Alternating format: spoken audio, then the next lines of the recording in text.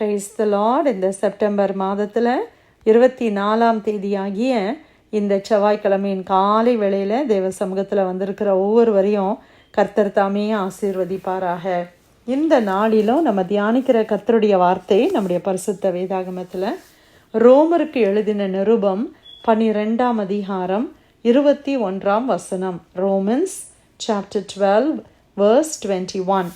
நீ தீமையினாலே வெல்லப்படாமல் தீமையை நன்மையினாலே வெல்லு. அல்லேலூயா. ஆண்டவர் கொடுத்த இந்த நல்ல வசனத்துக்காக இந்த காலை வேளையில் நம்ம தேவனை ஸ்தோத்திரிக்கலாமா? நீ தீமையினாலே வெல்லப்படாமல் தீமையை நன்மையினாலே வெல்லு. ஆண்டவர் நமக்கு கொடுக்குற ஆலோசனை இல்லை கட்டளை எப்படி வேணால் எடுத்துக்கலாம். இந்த உலகத்தில் தீமையும் இருக்குது, நன்மையும் இருக்குது.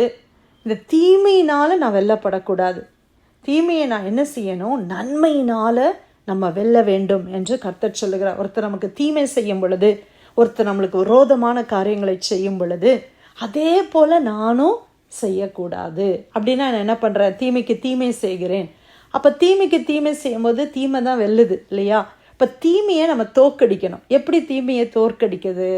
தீமையை தோற்கடிக்கணும்னா நான் என்ன செய்யணும்? நன்மை செய்ய வேண்டும். ஒருத்தர் உங்ககிட்ட ரொம்ப ஹார்ஷாக பேசுகிறாங்கன்னு வச்சுக்கோங்களேன், கோபமாக நடந்துக்கிறாங்க அப்படின்னு வச்சுக்கோங்களேன், தகாத வார்த்தைகளை பேசி நம்மளை புண்படுத்தணுன்றது மைண்ட் செட்லேயே அவங்க பேசுகிறாங்க அப்படின்னா நம்ம உடனே நம்மளுடைய இன்டென்ஷன் இல்லை, நம்மளுடைய சரீரம் இல்லை, நம்மளுடைய பாடி என்ன ஃபீல் பண்ணுறதா ரியாக்ட் பண்ணணும். உனக்கு மட்டும் தான் பேச தெரியுமா, எனக்கு பேச தெரியாதா அப்படின்னு சொல்லிட்டு நம்மளும் என்ன செய்ய நினைக்கிறோம்? நம்ம அதே மாதிரி பேச நம்ம நினைக்கிறோம். ஆனால் அந்த மாதிரி நம்ம ரியாக்ட் பண்ணாமல் அந்த தீமையை என்ன செய்யணுமா? நன்மையினால் வெல்லணும். அந்த இடத்துல அமைதியாக இருக்கணும். இல்லைனா God bless you அப்படின்னு சொல்லிட்டு அந்த இடத்த விட்டு நம்ம போயிடலாம். அப்போ நம்ம ஒரு வார்த்தையுமே என்ன செய்யலை? தீமைக்கு தீமை நம்ம செய்யவே இல்லை. தீமைக்கு பதிலாக நம்ம என்ன செய்கிறோம்? நன்மை செய்கிறோம். ஆண்டவர் என்ன சொல்லி கொடுத்துருக்குறாங்க?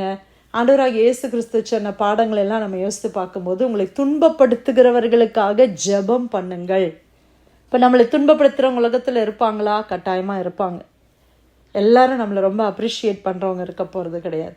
நம்மளை துன்பப்படுத்தணும், நம்மளை வேதனைப்படுத்தணும், இப்படி பேசினா இவங்க ஹர்ட் ஆவாங்கன்னு தெரிஞ்சு நம்மக்கிட்ட பழகுகிறவர்கள் இருப்பார்கள். அப்படிப்பட்டவர்களுக்காக நம்ம ஜெபிக்க வேண்டும். அல்லேலூயா. நம்ம சபிக்கிறவர்களுக்காக ஆண்டவர் என்ன செய்யணும்னு சொன்னார்? ஆசீர்வதிங்கன்னு சொன்னார். அப்படி தானே? நம்மளை சாபம் போடுறாங்க ஒருத்தங்கன்னா, அவங்கள நான் ஆசீர்வதிக்கணும். God bless you, may God bless you அப்படின்னு நம்ம சொல்ல வேண்டும். ஒரு பாஸ்டர் ஒரு தடவை சொன்னார், அவருடைய இளம் பிராயத்தில் ரொம்ப கோபப்பட்டு ரொம்ப வேர்பலாக அவங்களுடைய மனைவி அப்யூஸ் பண்ணுவாராம். அப்போது அந்த மாதிரி ரொம்ப கோபப்பட்டு அப்படியான காரியங்களை செய்யும் பொழுது அவங்க மனைவி அமைதியாக இருந்து God bless you அப்படின்னு மட்டும் அவங்க சொல்லுவாங்களாம். அவர் அதை சாட்சியாக சொன்னார். எவ்வளோ நான் கோவப்படுவேன், அவ்வளோ எரிச்சலோடு நான் தகாத வார்த்தைகளை அவளுக்கு நான் பேசுவேன். அவள் அதுக்கு அந்த மாதிரியான தப்பு பண்ணியிருக்க மாட்டான். ஆனால் அந்த கோபத்தில் நான் அப்படி பேசும் பொழுது அவள் அமைதியாக இருந்து God bless youன்னு சொன்ன அந்த வார்த்தைகள் என்னை மாற்றினது என்று அவர்கள் சொன்னார்கள். எவ்வளோ ஒரு சாட்சி இல்லை? அவனுடைய வார்த்தையில் நம்ம பார்க்குறோம். ஒருத்தர் திருவசனத்துக்கு கீழ்ப்படியாதவங்களாக இருந்தால் அந்த ரட்சிக்கப்பட்ட மனைவிமார்களுடைய நடத்தையினால் கூட அவங்கள ஆதாயப்படுத்தி கொள்ளலாம். இதெல்லாம் சாட்சி. இன்றைக்கி நமக்கு அப்படி ஹஸ்பண்ட்ஸ் நம்ம மேலே கோவப்பட்டால் உடனே நம்மளுக்கு என்ன வருது? கோபம் வருது, இல்லை அழுக வருது. ஆனால் பாருங்கள், அந்த சகோதரி அதை பொறுமையோடு சகித்தது மட்டுமல்ல, அவருடைய கெட்ட பழக்கங்களை அவருடைய வீட்டில் சொன்னதில்லை.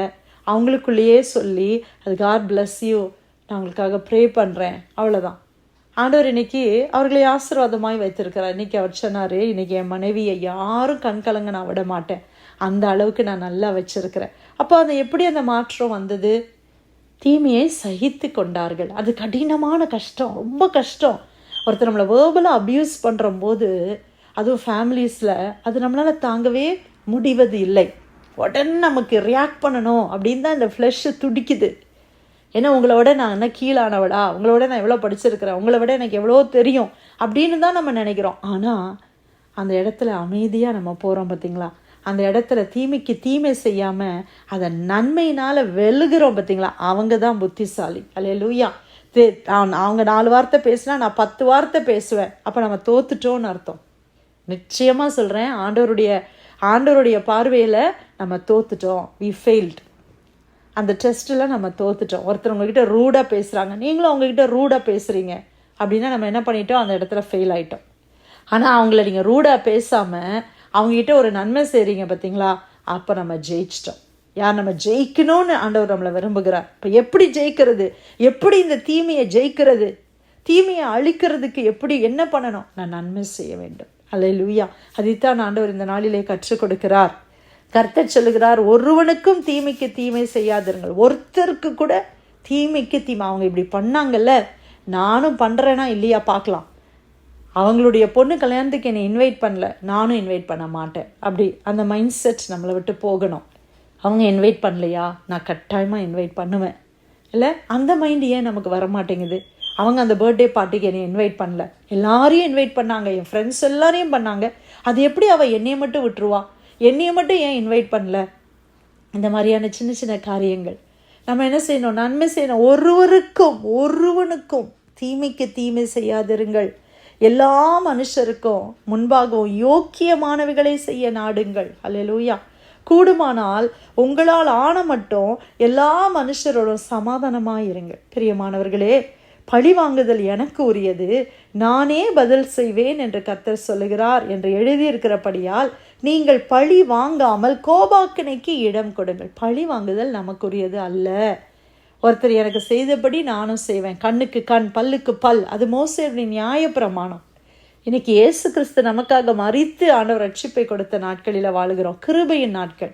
இந்த நாட்களில் ஆண்டவர் என்ன கிருபையாய் மன்னித்தார், நாமும் மற்றவங்களுக்கு மன்னிக்கிறதுக்கு கடனாளிகள். அன்பு என்கிற ஒரு கடன் தான் நமக்கு இருக்கணும், மன்னிக்க நம்ம கடனாளிகளாய் இருக்கிறோம். அன்றியும் உன் சத்துரு பசியாய் இருந்தால் அவனுக்கு போஜனம் கொடு, அவன் தாகமாய் இருந்தால் அவனுக்கு பானம் கொடு, நீ இப்படி செய்வதினால் அக்கினி தழலை அவன் தலையின் மேல் குவிப்பாய். பசியா இருக்கும்போது ஆகாரம் கொடு.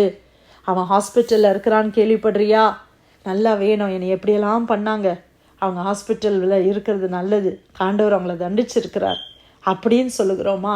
ஆண்டவர் சொல்கிறாரு, நீ அவங்கள போய் பாரு, அவங்கள விசாரி, அவங்களுக்கு ஒரு பொக்கே ஃப்ளவர்ஸ் வாங்கிட்டு போ, அவங்களுக்கு ஏதாவது சூப் பண்ணி கொண்டு போ, விசாரி. ஆண்டவர் அதை நம்மிடத்தில் எதிர்பார்க்கிறார். தீமையை நன்மையினால் வெல்லு.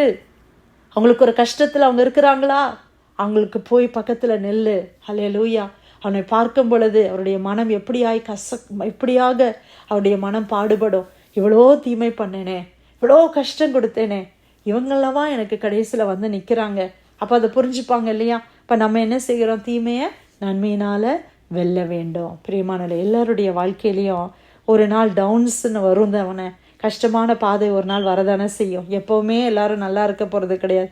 அந்த கஷ்டமான பாதையில் வரும்போது நம்ம அவர்களோடு நிற்க வேண்டும். அவங்களுக்கு நம்ம எவ்வளோ எதிராளியாக இருந்தாலும், எவ்வளோ மோசமான காரியத்தை அவங்க செய்தாலும் நம்ம அவங்களுக்கு என்ன செய்யணும், God bless you, I'll be praying for you. ஏதோ ஒரு சின்ன மெசேஜ், ஒரு வாய்ஸ் மெசேஜ், இல்லை ஒரு டெக்ஸ்ட் மெசேஜ், ஏதோ ஒரு விதத்தில் நம்ம என்ன, இல்லை ஒரு மெயிலில் ஒரு போஸ்ட் கார்டு அனுப்புறது, நம்ம அனுப்பி என்ன செய்கிறோம், I'm praying for you, இப்படியாய் கேள்விப்பட்டேன், உங்களுக்காக நான் ஜெபம் பண்ணுறேன்.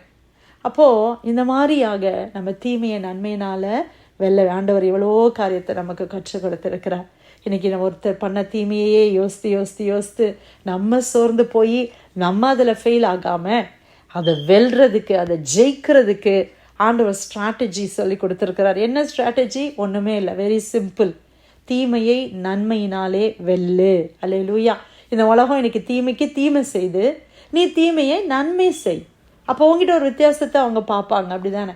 அப்போ கிறிஸ்து அதன் மூலமாய் மகிமைப்படும். இதுதான் கிறிஸ்துவனுடைய போதனைகள். இயேசு கிறிஸ்துவனுடைய போதனைகள் பாரமானவைகள் அல்ல. கிறிஸ்துவனுடைய போதனைகள் எப்படி இருக்கும்னா, நம்ம ஆவியை உயிர்ப்பிக்கிற விதமாக இருக்கிறது. சரீரம் உடனே அவங்களுக்கு ஒரு வார்த்தை சொல்லணும்னு துடிக்குது. ஆனால் அந்த சரீரத்தை அடக்கி நம்ம ஆவியில் பலன் கொள்ள ஆண்டவருடைய வார்த்தை நமக்கு உதவி செய்கிறது. அப்போ இந்த வசனம் இன்னையோடு நம்ம மறந்துடாமல், இந்த வசனத்தை எத்தனையோ முறை நம்ம தியானிச்சிருக்கிறோம், ஆனால் நம்ம அடிக்கடி மறந்து போயிடுறோம். இப்போ ஆவியானவர் என்ன செய்கிறார், நம்மளை ரிமைண்ட் பண்ணி, நம்மளை ரிப்பீட் பண்ணி நம்மளுக்கு ஹெல்ப் பண்ணுறார். வேலை ஸ்தலமாக இருக்கலாம், இல்லை உங்கள் சொந்த குடும்பமாக இருக்கலாம், ஃப்ரெண்ட்ஸாக இருக்கலாம், சர்ச்சாக இருக்கலாம், மினிஸ்ட்ரியில் இருக்கலாம்.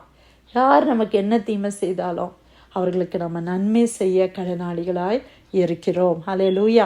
அதற்காக கர்த்தரை ஸ்தோத்திரிக்கலாமா? ஒருத்தர் உங்ககிட்ட நீங்கள் தேவையில்லாமல் வம்புக்கு வராங்க, தேவையில்லாமல் என்னை சண்டைக்கு இழுக்கிறாங்க, நான் நல்லா தான் இருக்கிறேன், என்னை இப்படியெல்லாம் பண்ணுறாங்க அப்படின்னு சொல்கிறீங்களா? அவங்களுக்கு நன்மை செய்யுங்க.